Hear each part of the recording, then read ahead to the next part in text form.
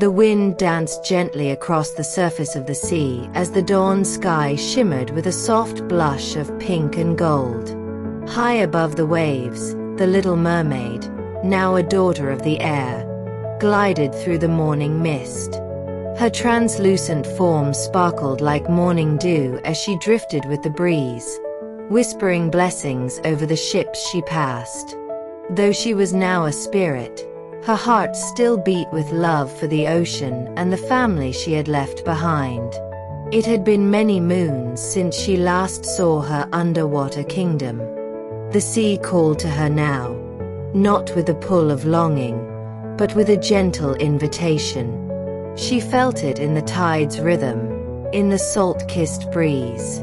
It was time to return. Not forever, but for a while. The sea wished to whisper something only she could hear. With a graceful spin through the air, she dove toward the waves, her spirit body rippling and changing. As she touched the water, the sea embraced her like a mother welcoming her lost child. For a moment, her shimmering body solidified. Though still a being of light, she appeared as she once was. Long flowing hair, sea-green eyes, and a graceful tail that gleamed like pearls in the moonlight. The ocean opened its arms and welcomed her home. She swam through familiar coral paths, past singing dolphins and glowing jellyfish, their soft bioluminescence lighting her way. Every coral bloom and seashell she passed felt like a memory awakening. The kingdom hadn't forgotten her. Near the royal palace, she slowed. It stood just as she remembered, towers of shell and coral, guarded by majestic sea turtles. She approached carefully. Though she had been gone, the sea had whispered her story. Perhaps her family still thought of her. Perhaps they had forgiven her. Then she saw them. Her sisters floated near the garden reef, weaving strands of seaweed through their hair and singing a mournful tune. When they turned, their eyes widened. "Sister," gasped the eldest, dropping her shell comb. The little mermaid smiled, though tears welled in her eyes. "It's me," she whispered, her voice like a breeze under the waves. The reunion was instant, arms wrapped around her, hands touching her cheeks, tears falling like pearls into the sand. They sang songs of joy and sorrow, remembering the pain of her loss and the light of her return. Her father, the Sea King, emerged soon after, his once stern face softened by time and grief. He stared at her for a long while. "You are no longer of this world," he said, voice trembling. "No," she replied gently, "but I am still your daughter." He drew her into an embrace, his powerful arms shielding her like coral walls around a treasure. They spoke for hours in a swirl of current and memories. She told them of the sky, the winds, and her work among the humans. They listened, eyes wide with awe, sorrow, and pride. Later, as the sea dimmed into twilight, a strange pulse of magic brushed the water. "She waits for you," whispered a seahorse messenger, gliding in from the deep caves. The Sea Witch. The name chilled the water. Her sisters drew close protectively. "You don't have to go," one said. "She caused you so much pain." But the little mermaid shook her head. "She is part of this journey too."